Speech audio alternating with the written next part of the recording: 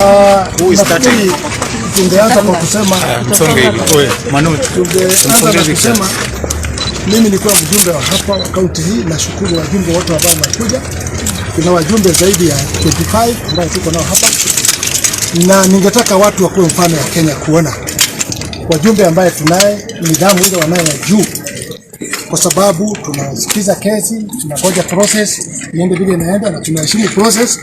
Na hiyo ndio mtukitaka hata raia wale wako nje waweze kusoma na process kama hiyo, kwa sababu tunajua kama ni wale wengine fujo ingekuwa mingi, demonstration ingekuwa mingi na mambo mengi ya uhalifu mali ya watu. Lakini sisi tunasema we want to be okay with the process. Imewekwa siku 7, tunangoja na koti tunaiheshimu, tungoje tuone process. Lakini mnajua kuna ile kifungo isiyo ya kawaida, hiyo tunajua kifungo ambaye sio ya kawaida, na kuhakikisha sisi kama wajumbe mtu anawekwa siku 10, 14, 15 bila kufuata sheria ambayo iko, lakini tunaheshimu process hiyo iendelee namna hiyo. One day Mungu atatusaidia sheria iweze kuheshimiwa. Na ninashukuru sana jaji wa jana ambaye alikuwa amepelekewa governor, alisikiza na akapeana bail hapo. Hii ni kusema wana mamlaka na inaonekana yes independent. Hatusemi hiyo si independent, lakini ningeomba tukae namna hiyo, tuheshimiane na raia waangalie sisi vile tunakaa, kwa sababu tunakuwa accused kwa mambo mengi, but we are the most humble MPs ambaye 25 MC wakiwa pahali kama pahali nyingine ingekuwa chaos, but we are very calm. Na hata polisi jua namna hiyo, even next wakati tunakuja hapa hakuna haja ya polisi, we have no problem, we are always calm. Lakini nayo wasivuruvuku watu ianze kuwa na shida. Hiyo ndio ningesema. Nashukuru wajumbe wote ambao wamekuja hapa, wala wasimamia sisi kama mawakili, tunawashukuru sana. Tuna mawakili hapa wa mama, wanaume, na leo wanasema sisi tunataka heshima, kwa sababu hata serikali ijayo tunataka ikuwe heshima na kuheshimu judiciary. Asante, thank you very much. Kama Senator wa Nakuru, I'm also here to first of all thank you very much for all of you members of parliament who have come and stood with the people of Nakuru County and the Honorable Sudi as well. And obviously we are not, it's also quite a sad day that he has to remain in custody for another 7 days. It seems a bit unusual, but again, we are here, we are respecting the process, we are following the process, but at the same time we would wish that justice is meted out without being unfair to some and maybe a bit more favorable to others. But I'm just putting that out there like that. But to the Kenyans who are watching us, to the Kenyans who are listening to us, I want you to see how much of a united people we are. We are one Kenya actually.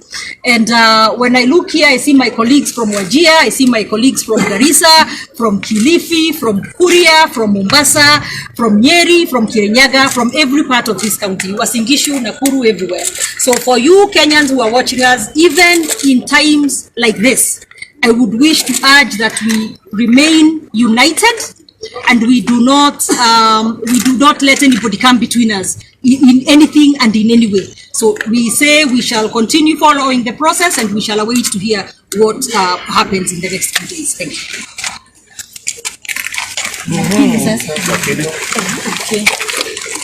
First, I would like to thank the members of the press for the time that they have been able to disseminate the information of what has been going on in the court to all the entire public. And again, I'd like to be able to explain to the public what has transpired today. If you remember, the prosecution had applied for an extension of 14 days custody for Honorable Sudi on the grounds that he would interfere with witnesses, 2, that he would interfere with the discovery of who's the owner of a certain motor vehicle, that he would interfere with the ballistics investigations, and that he would cause more incitement. The magistrate's ruling has been good and has agreed with us that it is not possible for Honorable Sudi to interfere with NTSA, because that is something that can be sought in a few minutes from an application on the phone. I think that's what the magistrate has said. The magistrate has also said that it is not possible for Honorable Sudi to interfere with the ballistics investigations because he's not the director of the Firearm Licensing Bureau. The magistrate has also agreed in the ruling that it is not possible for Honorable Sudi to interfere with witnesses because usually those witnesses should be named. Before you claim that they can be interfered with, they should be named. But the magistrate also went on to say that even though the witnesses are imagined and speculated and not named, they wanted to balance. The magistrate wants to balance between Honorable Sudi's fundamental right, but also to ensure that investigations are able to proceed. And therefore, in something unprecedented, there has been an extension of 7 more days that Honorable Sudi has to spend in custody. We have accepted and obliged the ruling, but we wish to confirm that we shall be moving immediately to the High Court for review. Not necessarily for Honorable Sudi's case, but most importantly for posterity and to set the law right in this country. Because today it may be Honorable Sudi, tomorrow it could be any of you, including you members of the press. So it's important that we set this clearly. Thank you very much and we appreciate your time.